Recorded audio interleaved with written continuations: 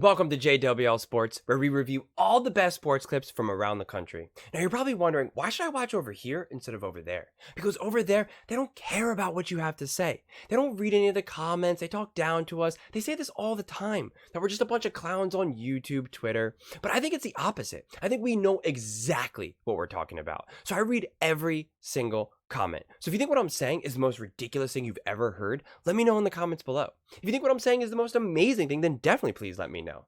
Either way, let's get into some discussions, let's get into some fights, but ultimately, let's just have some fun. And please do consider subscribing. We are building an amazing community here, and it's turning into something truly, truly special. I want to build something that we all genuinely feel connected to, something that we're really, really excited to be part of. And it honestly, it's such an easy thing for you to do, and it means the world to me, so I would greatly appreciate it. So without further ado, let's get to it. We're watching a clip of First Things First, unpacking the game of the 49ers versus the Packers. I called this game.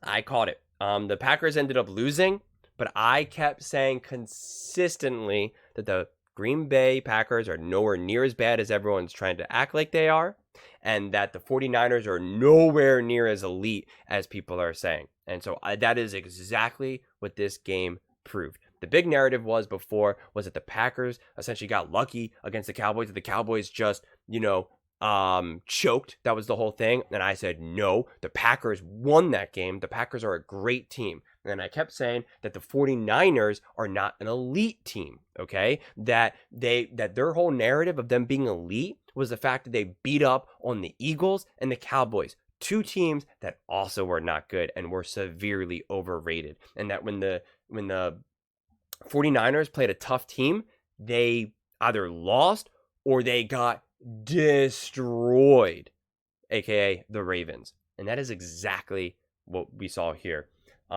The Packers absolutely had every chance at winning that game, and the 49ers got lucky. I mean, they really did. That is the reality. The Packers did not come up and catch those balls for the interceptions that they should have. And it's like the Packers lost that game more than the 49ers won that game. And there's just no question in my mind. If you saw the post game for that on Fox when they were talking, when it was Strahan and Gronk and all them, I mean, they all said the same thing. Gronk even said, that the Packers outplayed the 49ers for 48 minutes, or 58 minutes. And, and it was just those last 2 minutes, that interception, which was obviously not a great interception, as well as the missed field goal. That's what it came down to. And as lucky as it was, Brock Purdy in that final drive, the rain just stopped for him. And then when it was time for Jordan Love to get the ball, it just started pouring again. I mean, like the announcers even said at the game, they said the rain had let up and now it's pouring. It's like, that's like, are you kidding me? Talk about like angels in the outfield type stuff. Angels in the end zone, I guess. But I mean, like, it was a crazy game, but it was a fun game. It was an exciting game. So pretty good. Kyle Shanahan, previously 0-30 when down 7 or more until now. You know why? Well, Mr. Irrelevant. Here's Brock Purdy's numbers on the final drive. 6 for 7, 47 passing yards, 11 rushing yards, 3 first downs, 2 passing, and 1 heroic Elway-esque run. Okay. It's true. And here's a tweet that I got that I wanted to share. There was a very specific set of criteria, Nick, needed to see from Purdy. This guy, I blocked this guy years ago. He's such a troll. And you put him on the show. I favorited him. You should check this guy's Twitter history. You should check the tweet. It's very accurate. Facing adversity, green check. Not having all the Avengers. Nick Wright just proved my point in the opening of my little rant where I just said, they don't care about what we have to say. They don't listen to us. He just said that he blocked him. He just said, I blocked him, So that just proved my argument. It literally proved my argument of why I wanted to start this YouTube channel. And again, let me just pause this right here because it's perfect timing. Facing adversity. He didn't succeed in the adversity. Okay? He didn't succeed in the adversity. The 49ers did. The team did. Ayuk stepped up. Kittle stepped up. Christian McCaffrey stepped up. He did everything he could to lose that game, Brock Purdy, okay? He could have literally thrown for 3 different interceptions. 2 absolutely could have been interceptions. Could have been a pick 6 to 1, okay? So he did not play well at all. That was not Brock Purdy, facing adversity and winning. Brock Purdy does not feel good about that game. No ifs, ands, or buts. He does not feel good. He knows he got out. You can't fool someone like Brock Purdy, because I think Brock Purdy has a good head on his shoulders.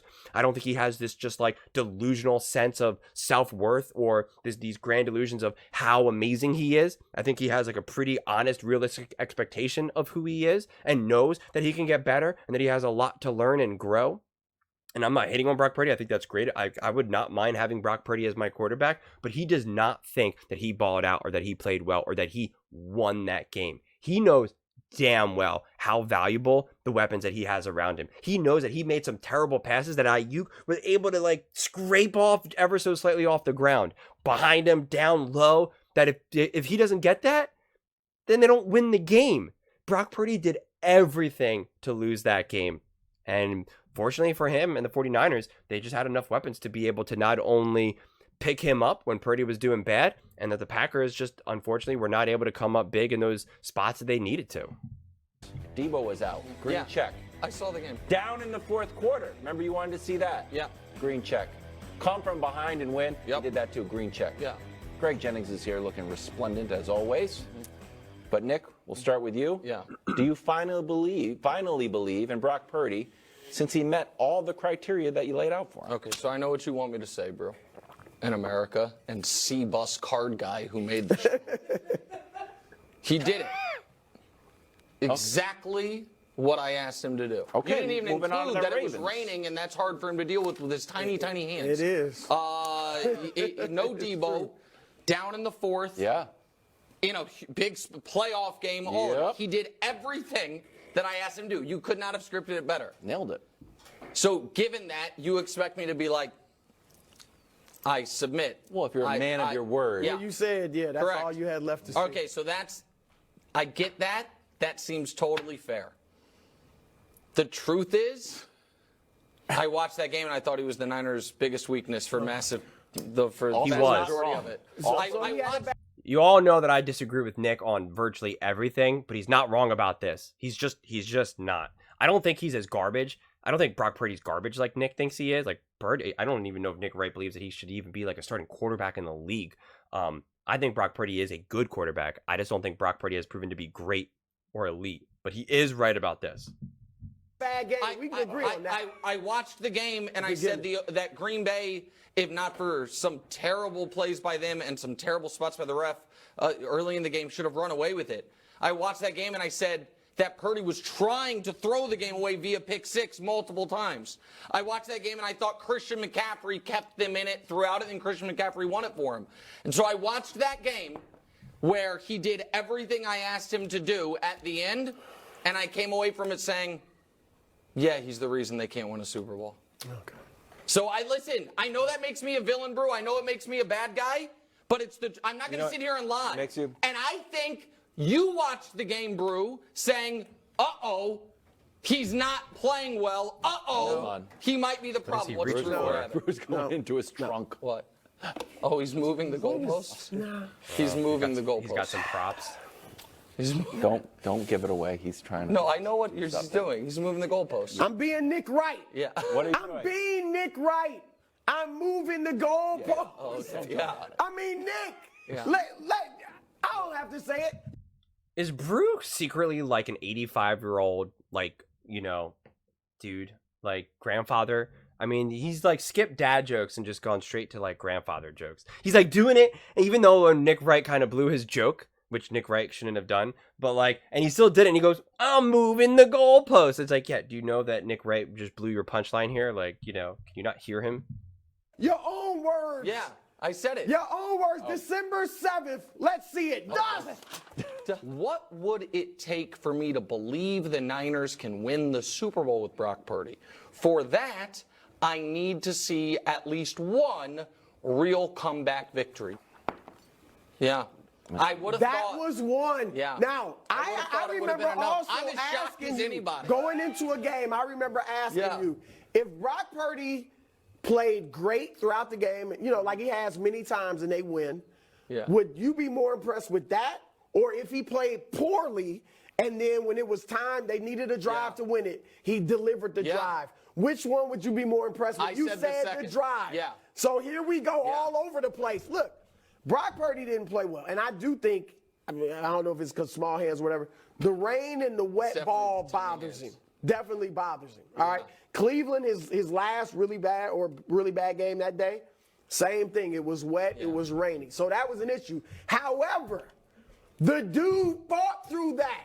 And that last drive, dimes. We saw it earlier. Let me see those throws again. Look at that. That is a money throw. And then here's somebody named Chris Conley. Oh, he's a former Chief, Super Bowl champion. Yeah, right. All right, so he hits him for a 17-yard game, 6 for 7, 47 yards on the last drive. The only drive are you going to show all his terrible passes? In the numbers. I mean, come on, you got to give me. He's asked, he can play well throughout a game against top teams. Because he's done it. We've seen that multiple times. Show his terrible passes, though. So you have more faith in him for this week after last week's game? I had faith in him. Right. I didn't need to see this, but I thought you needed to see it. Yeah. And a lot of people did need to see it. And it turns out it wasn't enough. He didn't play great during the game. Don't get me wrong. All right. He missed some throws. Greg, you can be the deciding vote. He played well enough for them to win.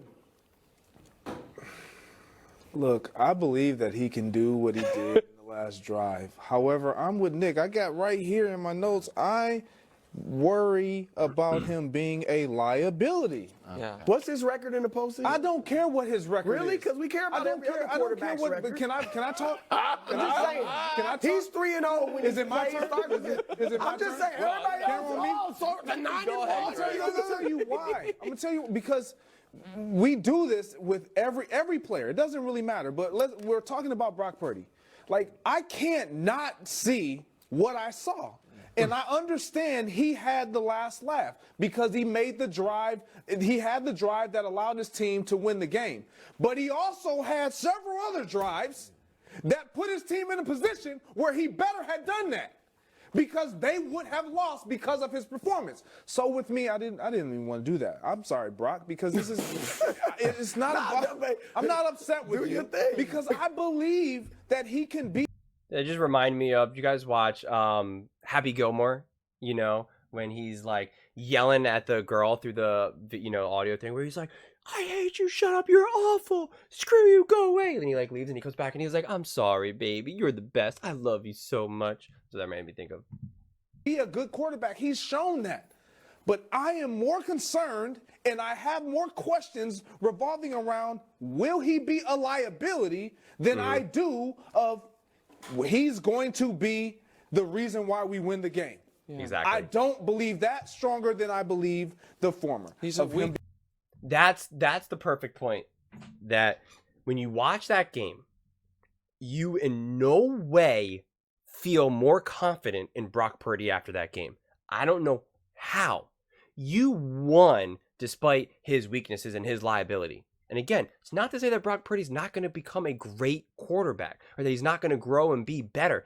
That's not what I'm arguing here. So save it. For all you people that want to jump in the comments and talk about that, I do not care. People want to say, he's only this years old. I don't care. That's not the conversation. I'm talking about today, right now. You watch that game and you do not feel confident, okay? He did everything he could to lose that game. He just did. And the 49ers around him were able to pick him up. You feel uncomfortable going into this next game, okay? You feel uncomfortable thinking, I got to go against Detroit now. What will Brock Purdy do? You're going to feel uncomfortable if they do win that game and go to the Super Bowl. How is Brock Purdy going to play in the Super Bowl against most likely the Baltimore Ravens, elite defense, or if somehow the Chiefs sneak on by, you got to go beat their great defense.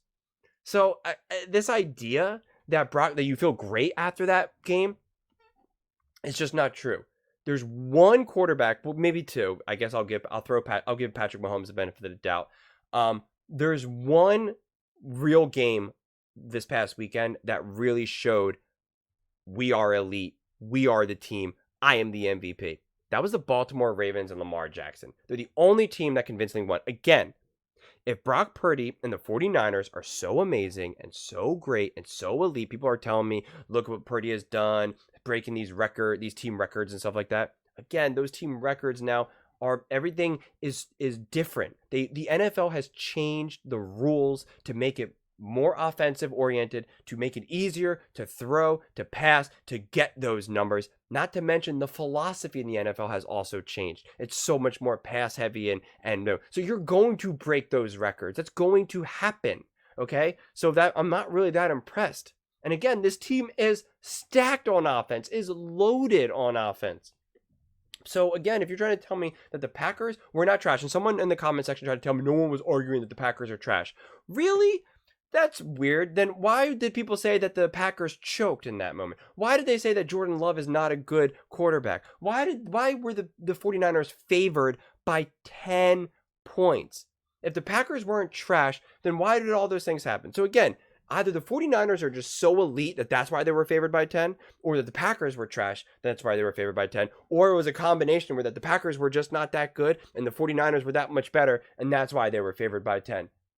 But the game, literally, the Packers should have and could have won that game. So what are we missing here? Did the Packers just play so unbelievable that that's what made it close? Or were the 49ers not that good? And was Brock Purdy not that good? That's what it was. The Packers didn't play unbelievable, and that's what made that game good. Or, make that game close. That's not what happened. The Packers lost that game. The 49ers did not win that game. But that's the way I'm looking at it. I would love to hear your thoughts on this one. Do you feel confident in Brock Purdy and the 49ers? Do you think that they should be favored to win the Super Bowl, especially after this game against the Packers? I would love to hear your thoughts on this one. Please let me know in the comments below. And please do not forget to subscribe. We are building an amazing community here, and it would mean so much to me to have you part of it. And please don't forget to give this video a thumbs up, as it really helps with the visibility and the algorithm, and I would greatly appreciate it. Thank you so much, and see you next time.